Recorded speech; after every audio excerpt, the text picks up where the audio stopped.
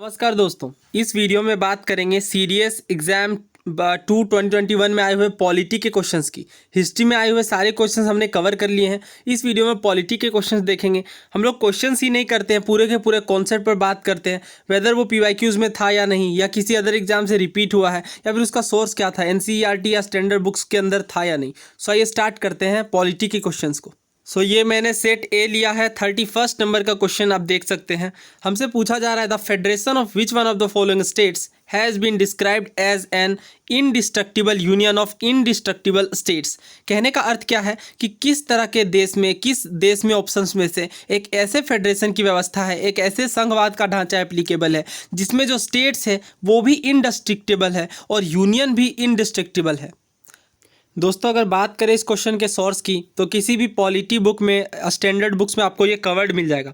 देखिए, जब हम लोग बात करते हैं फेडरेशन की तो हमारे भारत के संविधान के अंदर कहीं भी संघवाद यानी फेडरेशन शब्द का उपयोग नहीं किया गया है हमारे संविधान के अंतर्गत। लेकिन हमारे जो संविधान का आर्टिकल 1 है वो ये कहता है कि India shall be a union of states, Bharat राज्यों का एक संघ होगा। और B.R. अम्बेडकर के शब्दों में the phrase union of state has been preferred to federation of states, क्योंकि ये दो चीज़ें दिखाता है। कहने का अर्थ ये है कि हम लोग फेडरेशन ऑफ स्टेट्स इसलिए नहीं यूज़ किए हैं बल्कि यूनियन ऑफ स्टेट्स को प्रेफर करते हैं, क्योंकि दो बातें हैं, ध्यान से समझिए। पहली बात तो ये कि जो इंडिया का फेडरेशन कॉन्सेप्ट है ये कोई एग्रीमेंट नहीं है स्टेट्स के बीच। देखिए, अमेरिका के अंदर क्या हुआ, 50 स्टेट्स मिलकर आए और उन्होंने एक एग्रीमेंट किया कि अब हम साथ में मिलकर एक संघवाद के ढांचे को फॉलो करेंगे। लेकिन इंडिया के केस में ऐसा नहीं है। इंडिया जो है वो स्टेट्स के पास, इंडियन स्टेट्स के पास कोई राइट नहीं है सिसीड करने का, एक अलग देश बनाने का, ये हमें पता है। और इंडिया का जो मॉडल है, फेडरल कॉन्सेप्ट जो है इंडिया का, वो कैनेडियन मॉडल पे बेस्ड है, ना कि अमेरिकन मॉडल पे। कहने का अर्थ ये है कि अमेरिका में जैसे 50 स्टेट्स आकर एक देश बनाए हैं, एक फेडरल ढांचे का रूप दिए हैं, भारत के केस में वैसा नहीं है। भारत कनाडा का मॉडल को फॉलो करता है। नाव ये समझिए कि भारत कनाडा के मॉडल से किस तरह से रिजेंबल करता है। दो बातों के लिए, पहली ये कि फॉर्मेशन के रूप में यानी डिसइंटीग्रेशन के वे में ये बना है, ना कि इंटीग्रेशन के रूप में। यानी पहले भारत देश बना, उसके अंतर्गत राज्यों को अलग अलग किया गया, पहली चीज़। दूसरी तो ये कि हम लोगों ने जो यहाँ पे वर्ड यूज़ किया है वो वर्ड है यहाँ पे यूनियन, ना कि फेडरेशन। और कैनेडियन मॉडल में भी इसी वर्ड को, यूनियन वर्ड को ही प्रेफर किया गया है। दूसरी बात है सेंट्रलाइजिंग टेंडेंसी की, यानी सेंटर को ज़्यादा पावर दी गई है वीज़ा वी द स्टेट्स। तो ये हमारे सेंट्रलाइजिंग टेंडेंसी का कॉन्सेप्ट देखने को मिलता है इंडिया के फेडरेशन में। दोस्तों, हमारे कॉन्स्टिट्यूशन के अकॉर्डिंग पार्लियामेंट को ये ऑथराइज़ किया गया है कि वो न्यू स्टेट्स को फॉर्म कर सकती है, ऑल्टर कर सकती है एरियाज़ को, जो स्टेट के एरियाज़ हैं उन्हें चेंज कर सकती है, बाउंड्री भी बदल सकती है, या फिर जो नेम है एग्जिस्टिंग स्टेट के उन्हें भी चेंज कर सकती है बिना स्टेट्स के कॉन्सेंट के। यानी दूसरे शब्दों में अगर हम कहें तो पार्लियामेंट पूरे भारत के पॉलिटिकल मैप को भी रीड्रॉ कर सकती है अकॉर्डिंग टू इट्स विल। यानी जो टेरिटोरियल इंटीग्रिटी है ये not guaranteed bye constitution for states, किसी स्टेट के लिए ये गारंटी नहीं दी गई है। इसलिए इंडिया को कहा जाता है indestructible union of destructible states. आप समझ सकते हैं, यूनियन कभी भी डिस्ट्रक्ट नहीं हो सकती, लेकिन स्टेट्स को अकॉर्डिंग टू पार्लियामेंट्स विल और देश की जनता के अकॉर्डिंग चेंज किया जा सकता है, अल्टर किया जा सकता है। आगे भी वही बात की गई है, the union government can destroy the state whereas the state government can not destroy the union. बिल्कुल स्पष्ट बात है। लेकिन जब हम लोग बात करते हैं यूएसए की तो यूएसए में आपको देखने को मिलेगा कि जो टेरिटोरियल इंटीग्रिटी है वो is guaranteed by the constitution. States की टेरिटोरियल इंटीग्रिटी को अमेरिका के संविधान के अकॉर्डिंग गारंटीड दी गई है।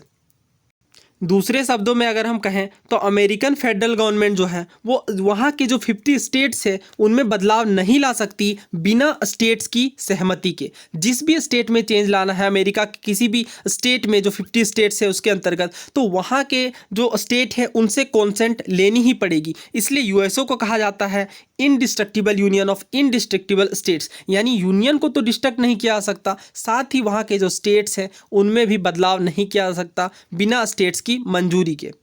सो आई होप यहाँ पे आपको कंप्लीट क्लैरिटी मिल गई होगी। इंडिया और कनाडा की अगर हम बात करें तो यहाँ पे हमें किस तरह का कॉन्सेप्ट देखने को मिलेगा, indestructible union of destructible state. लेकिन हमें क्वेश्चन में पूछा गया है an indestructible union of indestructible state, यानी स्टेट को भी नहीं डिस्ट्रक्ट किया जा सकता। और ऐसा कॉन्सेप्ट फॉलो करता है USA, United States of America. Option B यहाँ पे करेक्ट आंसर है। अगला क्वेश्चन देखिए 32 नंबर। हमसे पूछा गया है the end of the history and the last man के लेखक कौन है। देखिए ये एनसीईआरटीज के अंदर तो है, बट हिस्ट्री के एंड की कॉन्सेप्ट की गई है, डायरेक्टली इसके बारे में बात नहीं की गई है। वैसे ये न्यूज़ के अंदर कवर्ड था, द हिंदू और वेरियस न्यूज़ ने इसे कवर किया था। इसका करेक्ट आंसर ऑप्शन ए है, फ्रांसिस फुकुयामा। अगला सवाल देखिए 33 नंबर। हमसे पूछा गया है कौन सा कथन सही नहीं है। पहला ऑप्शन है Allahabad high court has a bench at Lucknow. दूसरा मध्य प्रदेश हाई कोर्ट का बेंच ग्वालियर में है। तीसरा राजस्थान हाई कोर्ट का जोधपुर में। और चौथा कहा गया है Guwahati high court has no bench. तो ये क्वेश्चन देखिए नॉट करेक्ट हमसे पूछा गया है, तो यहाँ पे डी वाला नॉट करेक्ट है। आप ऐसे भी इसे सोच सकते थे कि जो गुवाहाटी है असम के अंदर, असम की जो हाई कोर्ट है मेन हाई कोर्ट, उसमें गुवाहाटी हाई कोर्ट है। और बाकी के नॉर्थ ईस्टर्न स्टेट्स में हर नॉर्थ ईस्टर्न स्टेट के पास अपना खुद का हाई कोर्ट नहीं है, इसलिए गुवाहाटी हाई कोर्ट के अदर बेंचेस भी देखने को मिलते हैं। सो अगर बात करें इस क्वेश्चन के सोर्स की, तो ऑफकोर्स लक्ष्मीकांत बुक के अंतर्गत हमें देखने को मिलेगा गुवाहाटी हाई कोर्ट के बारे में, कि गुवाहाटी हाई कोर्ट के बेंचेस कोहिमा, आइजवाल और ईटानगर में देखने को मिलते हैं। तो इन 3 स्टेट्स जो हैं, इनके हाई कोर्ट के अंतर्गत भी गुवाहाटी हाई कोर्ट शामिल है। कौन कौन से? असम, नागालैंड, मिजोरम और अरुणाचल प्रदेश। इन 4 स्टेट्स के high court Guwahati high court के अंतर्गत ही आते हैं। आपको कमेंट करके ये बताना है अंडमान एंड निकोबार का किस हाई कोर्ट जुरिस्डिक्शन के अंतर्गत आता है। सो हमसे इनकरेक्ट पूछा गया था, तो ऑप्शन डी यहाँ पे करेक्ट आंसर है हमारा। दोस्तों नेक्स्ट क्वेश्चन देखिए, which among the following is not a condition for the disqualification of a member of parliament. किसी एमपी के डिस्क्वालिफिकेशन से रिलेटेड कौन सा कंडीशन सही नहीं है। Voluntary acquisition of citizenship of a foreign country, यानी जानबूझकर किसी दूसरे देश की नागरिकता प्राप्त करना। दूसरा, holding the office of a chairperson of national commission for women, national commission for women के चेयरपर्सन का ऑफिस होल्ड कर लेना। तीसरा, member abstain from voting in the house without prior permission, बिना पूर्व मंजूरी लिए मेंबर का वोटिंग एब्सटेन करना, यानी वोटिंग में उपस्थित ना होना, वोटिंग से बचना। और चौथा कहा गया the member hold the office of the chairman of the board of director of the national coal development corporation limited. आपको बताना है कौन सा सही नहीं है। सो अगेन आप लक्ष्मीकांत बुक से इसका रेफरेंस ले सकते हैं। चैप्टर 76 एंटी डिफेक्शन लॉ बहुत ही ज़्यादा महत्वपूर्ण है, बहुत बार एग्जाम के अंदर क्वेश्चन आते हैं, इवन हर एग्जाम में ये पूछा ही जाता है। 52nd अमेंडमेंट 1985 के बाद ये कॉन्सेप्ट आया। सो देखिए, जब एमपी को डिस्क्वालीफाई करने की बात आती है मेंबर ऑफ हाउस के अंतर्गत, तो इसमें सबसे पहली बात यही आती है कि अगर वो वॉलंटरी यानी जानबूझ के अपनी पॉलिटिकल पार्टी का मेंबरशिप त्याग दे। दूसरा, अगर वो वोट इफ ही वोट्स और abstains from voting in such house contrary to any direction issued by his political party without obtaining prior permission of such party and such act has not been condoned by the party within 15 days। कहने का अर्थ ये है कि जो अगर वो vote करता है अपनी पॉलिटिकल पार्टी के खिलाफ जाकर, या फिर वो एब्सटेन करता है, वोटिंग से बचता है अपनी पॉलिटिकल पार्टी बिना 15 दिन की पूर्व मंजूरी के, तो ये बात भी डिस्क्वालीफाई का कारण बन सकती है। तो ये बिल्कुल स्पष्ट था डिस्क्वालिफिकेशन के अंतर्गत। और इंडिपेंडेंट मेंबर के लिए जो प्रोविज़न था वो ये है कि अगर कोई इंडिपेंडेंट मेंबर है, यानी बिना किसी पॉलिटिकल पार्टी के वो चुनाव जीते हैं, तो वो डिस्क्वालीफाई हो जाएंगे to remain a member of the house if you join any political party. अगर इलेक्शन के बाद वो किसी पॉलिटिकल पार्टी को ज्वाइन करते हैं तो। और नॉमिनेटेड मेंबर के लिए ये प्रोविज़न था कि जो हाउस के नॉमिनेटेड मेंबर है वो डिस्क्वालीफाई हो जाएंगे being a member of house अगर वो किसी पॉलिटिकल पार्टी को ज्वाइन करते हैं 6 महीने के एक्सपायर होने के बाद।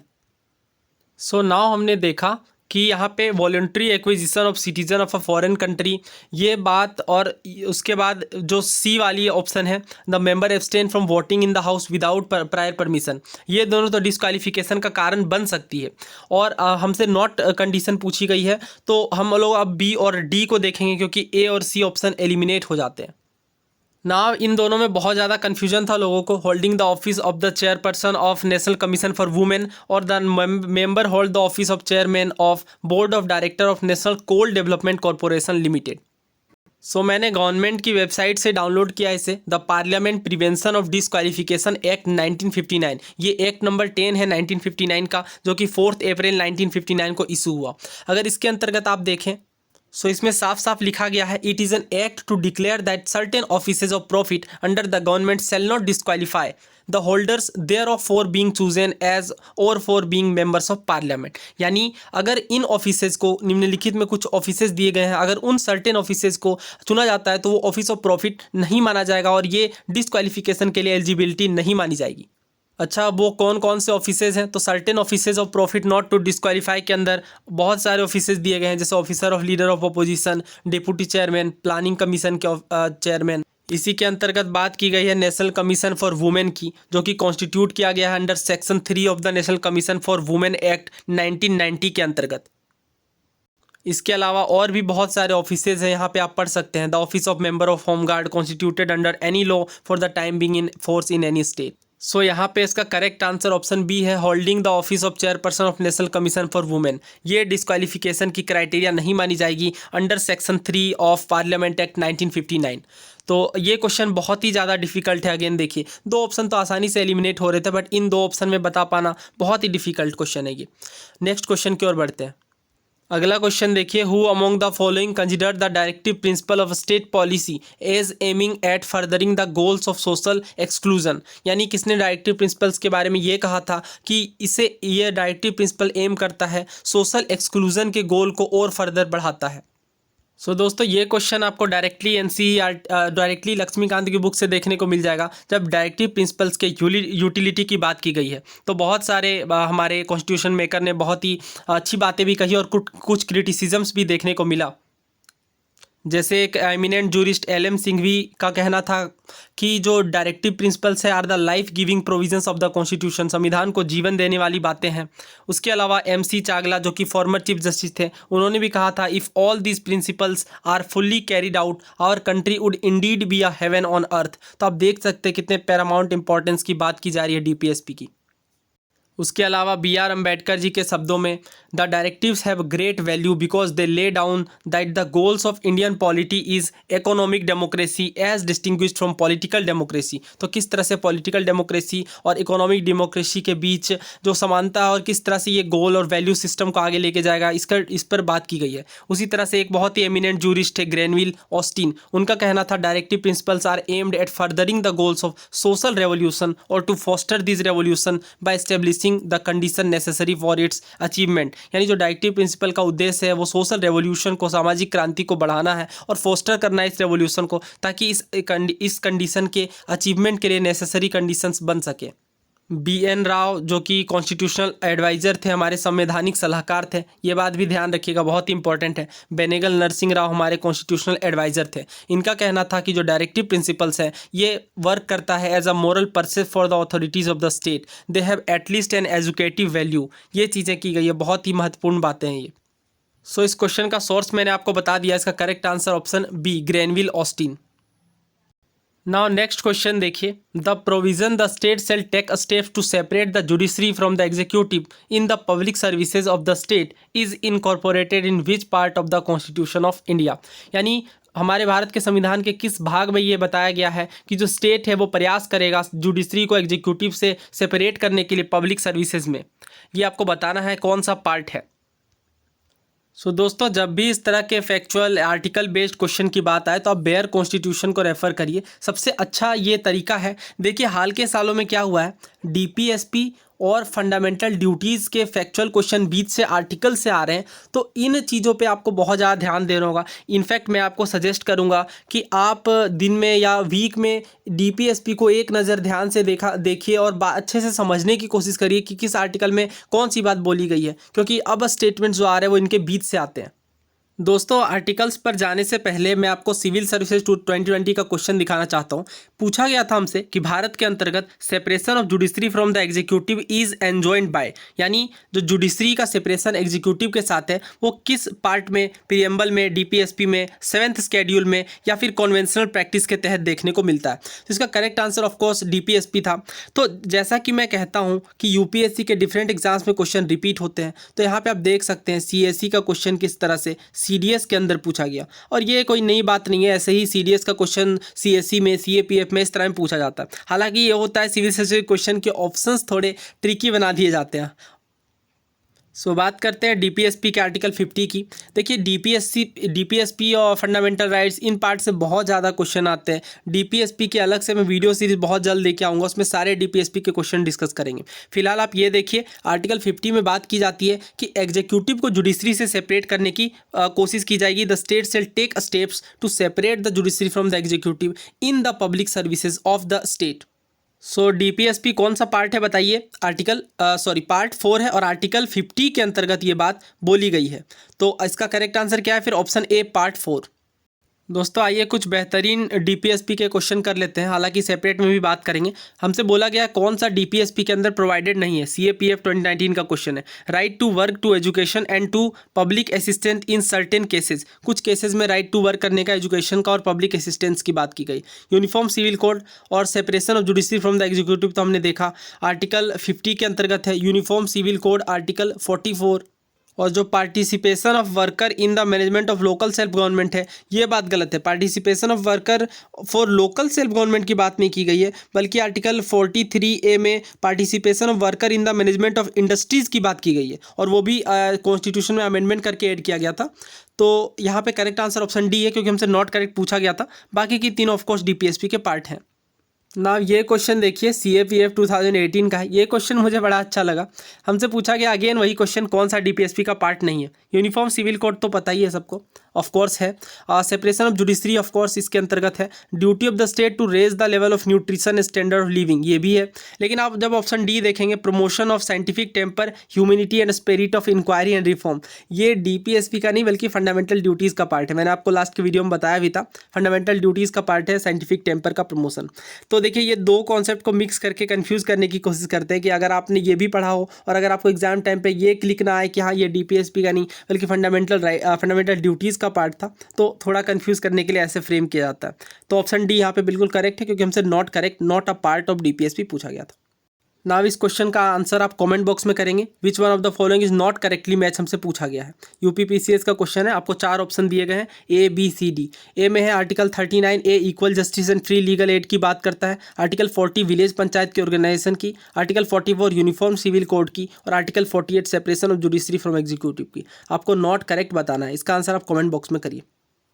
सो दोस्तों पॉलिटी से और भी काफ़ी सारे क्वेश्चन आए हैं जिसे हम लोग नेक्स्ट पार्ट में कवर करेंगे। अगर आपको ये वीडियो सीरीज़ पसंद आ रही है, सॉल्यूशन अगर आपको अच्छा लग रहा है, तो अपने दोस्तों के साथ ज़रूर शेयर करें। चैनल को सब्सक्राइब करना ना भूलें। Thank you so much.